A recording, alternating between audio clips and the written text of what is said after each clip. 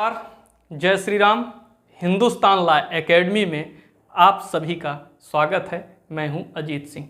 हम लोग भारत का भूगोल पढ़ लिए थे और उसमें महान हिमालय तक पढ़े थे हम लोग, और आज हम लोग लघु हिमालय और शिवालिक के बारे में पढ़ेंगे। लघु हिमालय और शिवालिक। लघु हिमालय और शिवालिक। तो सबसे पहले हम लोग लघु हिमालय के बारे में पढ़ते हैं। लघु हिमालय,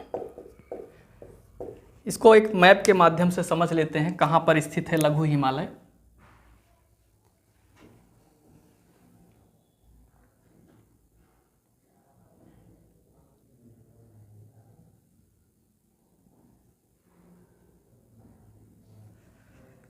इधर देखिए महान हिमालय था,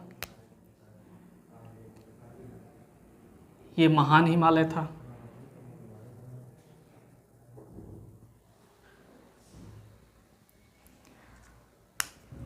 अब इसी के दक्षिण में लघु हिमालय है, ये अपना लघु हिमालय है।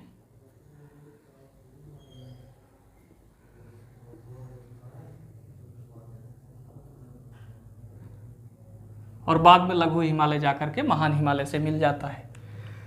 तो सबसे पहला पॉइंट क्या है कि ये महान हिमालय के दक्षिण में स्थित है। ये क्या है? ये महान हिमालय है, रेड कलर वाला महान हिमालय है, और ब्लू कलर वाला लघु हिमालय है। लघु हिमालय, इस लघु हिमालय को मध्य हिमालय भी कहा जाता है। मध्य हिमालय। क्यों मध्य हिमालय कहते हैं? क्योंकि इसके नीचे शिवालिक है और ये महान और शिवालिक के मध्य में है, इसलिए इसको मध्य हिमालय भी कहा जाता है। तो पहला पॉइंट क्या हो गया कि ये महान हिमालय के दक्षिण में स्थित है। तो पहला पॉइंट डाल करके आप लोग लिखेंगे कि यह महान हिमालय के दक्षिण में स्थित है। दक्षिण में स्थित है। दूसरा पॉइंट आप लोग लिखेंगे कि यह महान हिमालय से मेन सेंट्रल थ्रस्ट MCT द्वारा अलग होता है। महान हिमालय से MCT यानी मेन सेंट्रल थ्रस्ट, जिसको शॉर्ट फॉर्म में MCT कहते हैं, द्वारा अलग होता है। अलग होता है। तीसरा पॉइंट इसमें लिखेंगे, इसका निर्माण किस काल में हुआ? मायोसीन काल में। इसका निर्माण मायोसीन काल में हुआ। मायोसीन काल में। अगला पॉइंट क्या इसमें लिखेंगे कि ये किस चट्टान से बना है? ये प्री कैम्ब्रियन या पेलियोजोइक चट्टान से बना है। इसका निर्माण किस चट्टान से हुआ है? प्री कैम्ब्रियन व पेलियोजोइक चट्टान से हुआ है। इसका निर्माण प्री कैम्ब्रियन व पेलियोजोइक चट्टान से हुआ है, और प्री कैम्ब्रियन व पेलियोजोइक चट्टान से बनने होने के कारण इसमें चूना पत्थर, स्लेट व क्वार्ट्ज की अधिकता पाई जाती है। अधिकता पाई जाती है। यह क्वेश्चन पूछा जाता है कि किस हिमालय में चूना पत्थर व स्लेट की अधिकता पाई जाती है? तो लघु हिमालय में। क्यों पाई जाती है? क्योंकि यह प्री कैम्ब्रियन व पेलियोजोइक चट्टान से बना है। पेलियोजोइक चट्टान में चूना पत्थर पाया जाता है, तो उसी से यह बना है, इसलिए इसमें भी पाया जाएगा। इतना पॉइंट हो गया। अब इसको बारे में हम लोग जान लेते हैं कि इसकी लंबाई कितनी है, इसकी चौड़ाई कितनी है। तो इसकी लंबाई कितनी है? इसकी लंबाई 2400 किलोमीटर है, लगभग महान हिमालय के बराबर है। चौड़ाई की बात करें तो चौड़ाई में महान हिमालय से ज़्यादा चौड़ा है। ये 60 से 80 किलोमीटर तक चौड़ा है। और अगर इसके औसत ऊंचाई की बात करें, औसत ऊंचाई की, तो 3700 से 4500 मीटर ये ऊंचा है। 3700 से 4500 मीटर इसकी औसत ऊंचाई है। इतना हम लोग जान लिए। अब आगे पॉइंट में देखते हैं, अगला पॉइंट हम लोग देखते हैं। पहले इसका स्क्रीनशॉट ले लीजिए आप लोग। अगले पॉइंट में हम लोग देखते हैं, हम लोगों ने अभी तक देखा कि ये 3700 से 4500 मीटर ऊंचा है, मतलब इसकी ऊंचाई कम है। जब इसकी ऊंचाई कम है तो इस पे बहुत ऊंचे पर्वत शिखर नहीं पाए जाएंगे, तो इस पर ऊंचे पर्वत शिखर नहीं पाए जाते हैं, नहीं पाए जाते हैं। क्यों नहीं पाए जाते हैं? क्योंकि इसकी ऊंचाई कम है, इसलिए इस पर ऊंचे पर्वत शिखर नहीं पाए जाते हैं। अगले पॉइंट में हम लोग देखते हैं, देखिए ये लघु हिमालय कई श्रेणियों में है, अलग अलग श्रेणियों में है। तो इसी अलग अलग श्रेणी को अलग अलग प्रदेश में अलग अलग नाम से जानते हैं। जैसे जम्मू कश्मीर है तो यहाँ पे इसको पीर पंजाल के नाम से जानेंगे।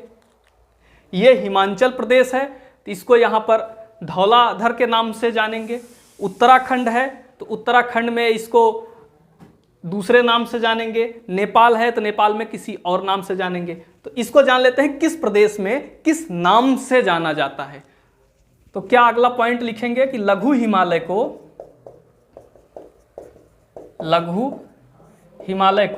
अलग अलग प्रदेशों में विभिन्न नामों से जाना जाता है, विभिन्न नामों से जाना जाता है। जैसे जम्मू कश्मीर में इसको पीर पंजाल के नाम से जानते हैं। पीर पंजाल ये सबसे बड़ी श्रेणी है। पीर पंजाल, इसकी लंबाई 400 किलोमीटर है, ये सबसे लंबी है। और इसकी लंबाई कितनी है? 400 मीटर। इसकी लंबाई 400 किलोमीटर है। उसके बाद जम्मू कश्मीर के बाद इधर ये हिमाचल प्रदेश है। तो हिमाचल प्रदेश में इसको किस नाम से जानेंगे? धौलाधर के नाम से, धौलाधर के नाम से जानेंगे। हिमाचल प्रदेश के बाद इधर उत्तराखंड है तो इसको उत्तराखंड में किस नाम से जानेंगे? मसूरी नाम से जानेंगे। उत्तराखंड में इसे मसूरी नाम से जानेंगे, मसूरी नाम से या नागा टिब्बा नाम से जानेंगे। दोनों नाम है इसका, नागा टिब्बा। इसके बाद देखिए यहाँ पे नेपाल है, ये उत्तराखंड है, ये नेपाल है। यहाँ नेपाल में किस नाम से इस श्रेणी को जाना जाता है? महाभारत के नाम से। नेपाल में इसको महाभारत के नाम से जानेंगे, महाभारत के नाम से। उसके बाद देखिए यहाँ सिक्किम है तो सिक्किम में इसे दार्जिलिंग नाम से जानते हैं। सिक्किम में इसे दार्जिलिंग नाम से जानते हैं, दार्जिलिंग नाम से इसको जानते हैं। दार्जिलिंग शहर तो पश्चिम बंगाल में स्थित है, लेकिन इस लघु हिमालय के श्रेणी को सिक्किम में दार्जिलिंग कहा जाता है, इसलिए कंफ्यूज मत होना। दार्जिलिंग शहर तो पश्चिम बंगाल में है, लेकिन इस श्रेणी को सिक्किम में दार्जिलिंग के नाम से जाना जाता है। इतना हम लोग जान लिए कि इस श्रेणी को अलग अलग प्रदेशों में अलग अलग नामों से जाना जाता है। जैसे जम्मू कश्मीर में पीर पंजाल श्रेणी, हिमाचल प्रदेश में धौलाधर, उत्तराखंड में मसूरी या नागा टिब्बा, नेपाल में महाभारत, सिक्किम में दार्जिलिंग नाम से इसको जाना जाता है। अगले पॉइंट की बात करें तो देखिए यहाँ पर घाटियाँ, महान हिमालय और लघु हिमालय के मध्य घाटियाँ पाई जाती हैं। जैसे देखिए ये महान हिमालय हो गया, ये ऊपर गया तो फिर ये डाउन भी होगा इस तरह से, फिर ये लघु हिमालय बनेगा, फिर ये डाउन होगा तो ये शिवालिक बनेगा। तो ये दोनों हिमालय के बीच में क्या हैं? घाटियाँ हैं। ये देखिए महान और लघु के बीच में क्या है? घाटियाँ हैं। इसी तरह लघु और शिवालिक के बीच में भी क्या हैं? घाटियाँ हैं। इसी को घाटी कहा जाता है। ये जो ऊपर का भाग है इसको अपनति कहा जाता है। अप का मतलब ऊपर, अपनति। और ये जो नीचे डाउन भाग है इसको अभिनत कहा जाता है, अभिनत। घाटी यहीं पर स्थित है, दो माउंटेन के बीच में। तो यहाँ पर देखिए महान और लघु के बीच में घाटियां पाई जाती हैं। जैसे कश्मीर में घाटी पाई गई, इस तरह से यहाँ पर घाटी पाई जाएगी, यहाँ पर घाटी पाई जाएगी, नेपाल में भी घाटी पाई जाएगी। तो अगला पॉइंट हम लोग क्या लिखेंगे, अगला पॉइंट हम लोग लिखेंगे कि महान हिमालय और लघु हिमालय के मध्य विभिन्न घाटियां पाई जाती हैं। महान हिमालय और लघु हिमालय के मध्य विभिन्न घाटियां पाई जाती हैं। महान हिमालय व लघु हिमालय के मध्य घाटियां पाई जाती हैं, घाटियां पाई जाती हैं। अब देखिए, जैसे ये घाटी हो गई कश्मीर घाटी, तो कश्मीर घाटी कहाँ पाई जाती है? महान हिमालय और पीर पंजाल श्रेणी के मध्य। कश्मीर घाटी कहाँ पाई जाएगी? जैसे जम्मू कश्मीर में कौन सी घाटी है? कश्मीर घाटी, कश्मीर घाटी। और जम्मू कश्मीर में लघु हिमालय को क्या नाम दिया जाता है? पीर पंजाल श्रेणी। तो कश्मीर घाटी कहाँ पाई जाएगी? महान हिमालय और पीर पंजाल श्रेणी के बीच, महान हिमालय और पीर पंजाल के बीच में, पीर पंजाल श्रेणी के बीच में। देखिए, ये महान हिमालय है, ये पीर पंजाल है, और यहाँ पे कश्मीर घाटी पाई जाती है। तो महान हिमालय और पीर पंजाल के बीच में कश्मीर घाटी स्थित है, कश्मीर घाटी पाई जाती है। उसके बाद अगली घाटी है कुल्लू घाटी। कुल्लू घाटी, कुल्लू घाटी ये हिमाचल प्रदेश में है। तो हिमाचल प्रदेश में लघु हिमालय के श्रेणी को क्या कहा जाता है? धौलाधर। तो कुल्लू घाटी महान हिमालय और धौलाधर श्रेणी के बीच पाई जाएगी, महान हिमालय और धौलाधर श्रेणी के बीच, धौलाधर श्रेणी के बीच। उसके बाद देखिए, यहाँ नेपाल में भी एक घाटी है। नेपाल में लघु हिमालय को किस नाम से जानते हैं? महाभारत के नाम से। तो काठमांडू घाटी नेपाल में पाई जाती है, काठमांडू घाटी। ये किसके किसके बीच है? महान हिमालय और महाभारत श्रेणी के बीच, महान हिमालय और महाभारत श्रेणी के बीच, श्रेणी के बीच। तो हमने देखा कि महान हिमालय लघु हिमालय के बीच घाटियों का निर्माण हुआ है। जैसे महान हिमालय और पीर पंजाल के बीच कश्मीर घाटी, महान हिमालय धौलाधर श्रेणी के बीच कौन सी घाटी है? कुल्लू घाटी। और उसी तरह से महान हिमालय और महाभारत श्रेणी के बीच काठमांडू घाटी पाई जाती है।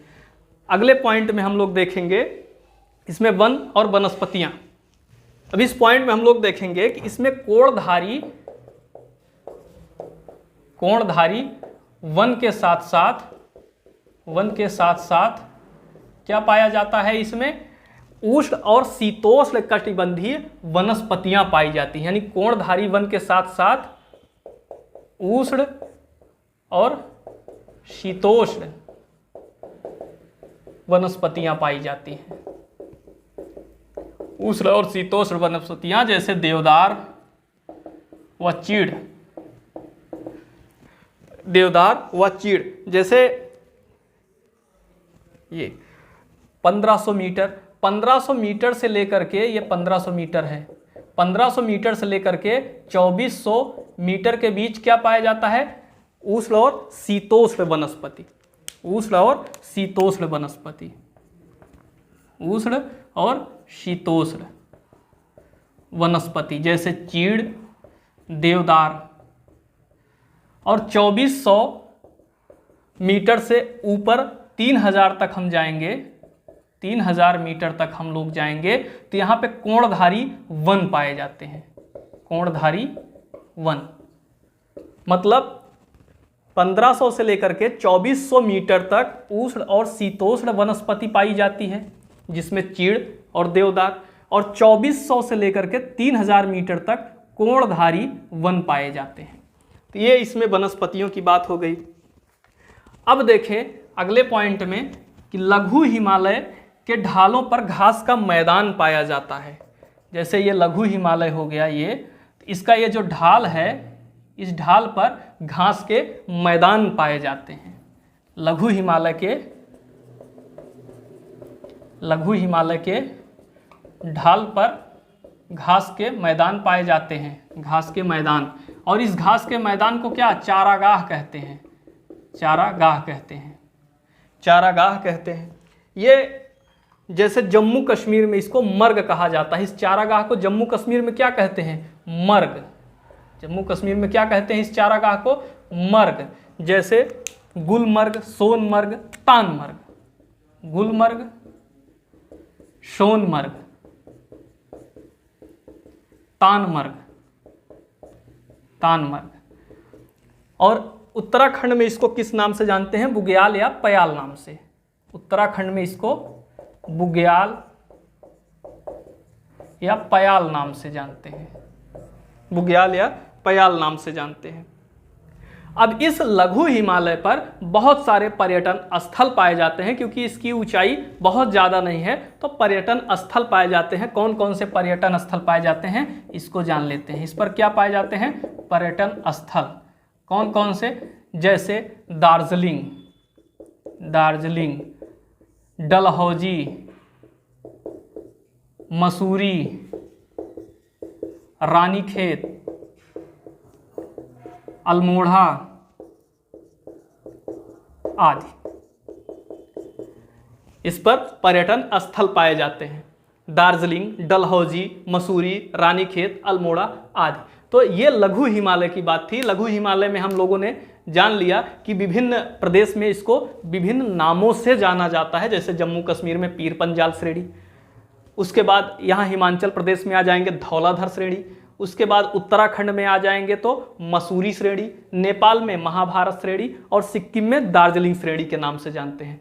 फिर इसमें हमने क्या पढ़ा कि मध्य हिमालय और महान हिमालय के बीच घाटियों का विकास हुआ है। जैसे महान हिमालय और पीर पंजाल के बीच कश्मीर घाटी, महान हिमालय और धौलाधर श्रेणी के बीच कुल्लू घाटी, महान हिमालय और महाभारत श्रेणी के बीच काठमांडू घाटी का विकास हुआ है। हम लोगों ने इसमें जाना कि इसमें कोणधारी वन पाए जाते हैं। कोणधारी वन कहाँ पाए जाते हैं, 2400 मीटर से लेकर के 3000 मीटर ऊंचाई पर, और 1500 मीटर से लेकर के 2400 मीटर तक उष्ण और शीतोष्ण वनस्पतियां पाई जाती हैं, जैसे देवदार व चीड़। और इसके ढालों पर, लघु हिमालय के ढालों पर घास के मैदान पाए जाते हैं, जिनको जम्मू कश्मीर के मर्ग और उत्तराखंड में बुग्याल या पयाल कहा जाता है। इतनी बातें थी लघु हिमालय की। अब हम लोग शिवालिक के बारे में जानते हैं। अब हम लोग देखते हैं शिवालिक हिमालय के बारे में। शिवालिक, शिवालिक देखिए, शिवालिक कहाँ स्थित है, इसी लघु हिमालय के दक्षिण में स्थित है। ये शिवालिक है और ये पूरब में जाकर के इसी लघु हिमालय से मिल जाता है। तो ये शिवालिक हो गया। देखिए, रेड महान हिमालय, ब्लू लघु हिमालय, और ये ब्लैक कलर से जो है ये शिवालिक है, ये शिवालिक है। तो सबसे पहला पॉइंट अगर बात करें तो ये लघु हिमालय के दक्षिण में स्थित है, यही इसका पहला पॉइंट है। कहाँ स्थित है, लघु हिमालय के दक्षिण में, दक्षिण में स्थित है। नेक्स्ट पॉइंट की अगर हम बात करें तो अगला पॉइंट है, इसका निर्माण प्लायोसीन काल में हुआ। निर्माण किस काल में हुआ, प्लायोसीन, प्लायोसीन। और इसकी स्थिति की बात करें, कहाँ से कहाँ तक ये इसका विस्तार है, विस्तार की अगर बात करें तो इसका विस्तार कहाँ से कहाँ तक है, तो इसका विस्तार है पंजाब के पोतवार बेसिन से लेकर कोसी नदी तक, कोसी नदी तक है, नदी तक, अर्थात 87 डिग्री पूर्वी देशांतर तक इसका विस्तार है, पूर्वी देशांतर तक इसका विस्तार है। देखिए यहाँ पर पंजाब, देखिए यहाँ पर जम्मू कश्मीर ये हो गया, और यही जम्मू कश्मीर से लगा ये पंजाब है। तो पंजाब के पोतवार बेसिन के दक्षिण में स्थित है, पंजाब के पोतवार बेसिन के दक्षिण में स्थित है, और यहाँ कोसी नदी तक इसका विस्तार है, अर्थात ये 87 डिग्री पूर्वी देशांतर तक इसका कुल विस्तार है। और अगले पॉइंट की बात करें तो ये अत्यधिक नवीन और मुलायम चट्टान है। ये अत्यधिक नवीन है, नया बना हुआ है, ये नवीन है और मुलायम है, और ये मुलायम है, अत्यधिक नवीन है और ये मुलायम है। अगले पॉइंट की बात करें तो ये मध्य हिमालय से मेन बाउंड्री फॉल्ट द्वारा अलग होता है। मध्य हिमालय से मेन बाउंड्री फॉल्ट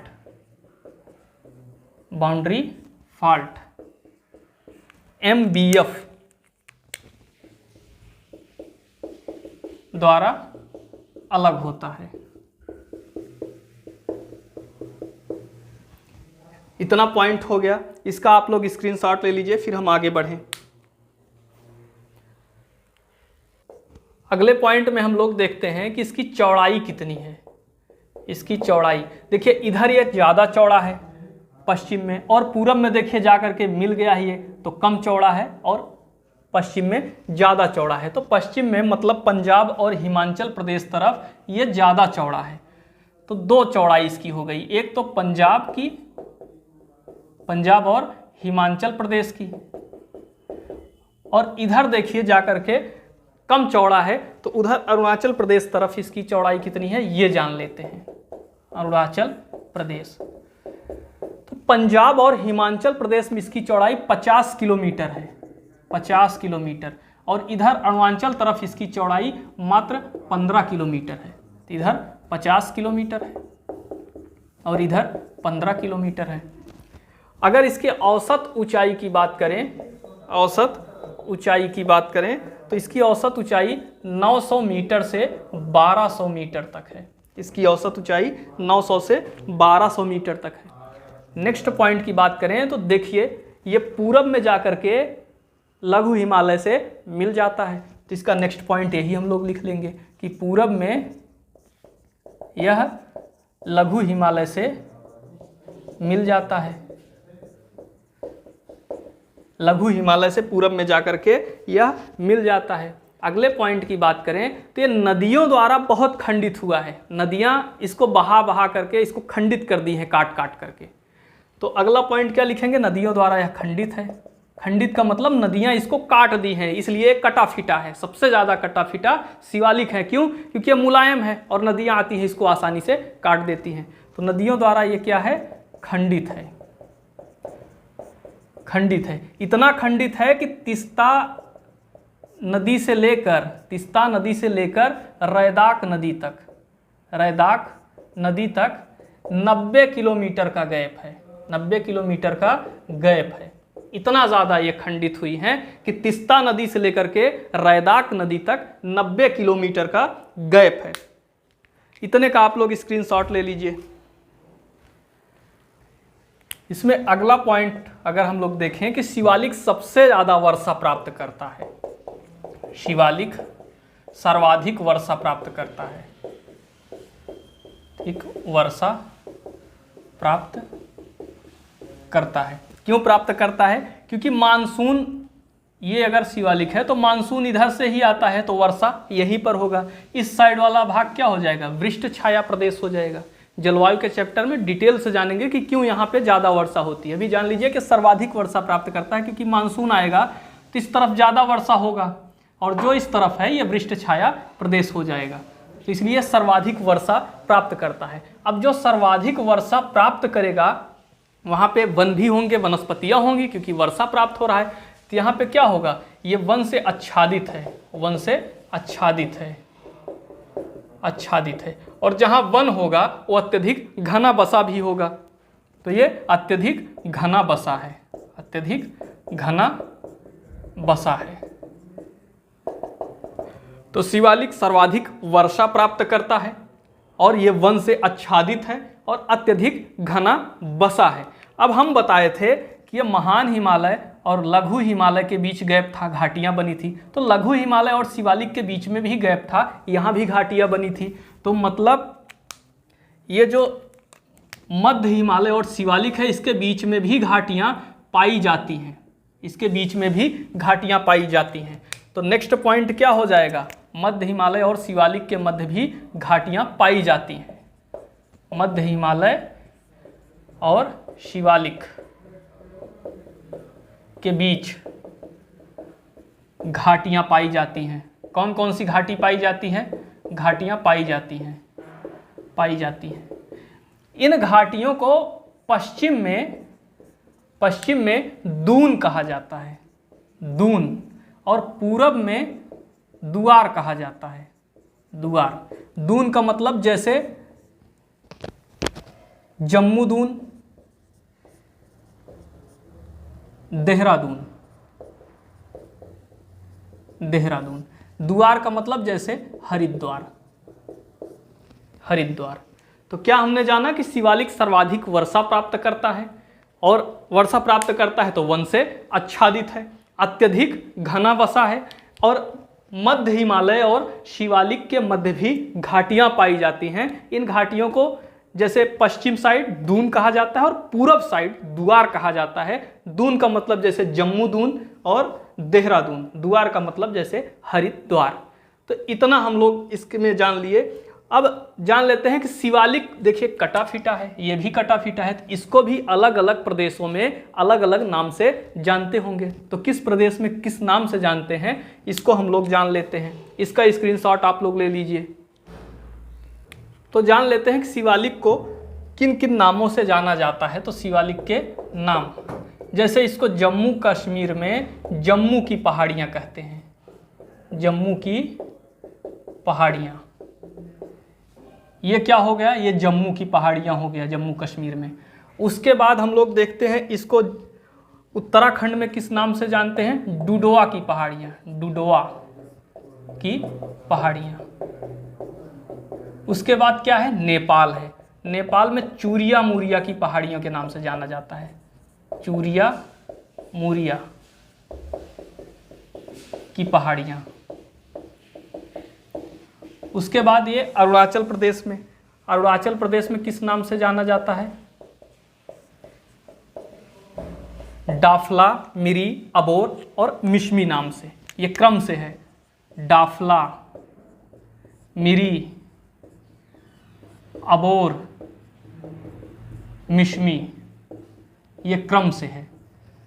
तो इतना ही शिवालिक की बात थी कि जम्मू कश्मीर में जम्मू की पहाड़ियाँ, उत्तराखंड में डुडोआ की पहाड़ियाँ, नेपाल में चूरिया मुरिया की पहाड़ियाँ, अरुणाचल प्रदेश में डाफला, मिरी, अबोर, मिश्मी के नाम से ये जाना जाता है। तो इस तरह से हिमालय का पार्ट खत्म हो गया। अब नेक्स्ट वीडियो से हम लोग कोई नया टॉपिक स्टार्ट करेंगे। आप लोग वीडियो को लाइक करिए, शेयर करिए और हमारे चैनल को सब्सक्राइब करिए।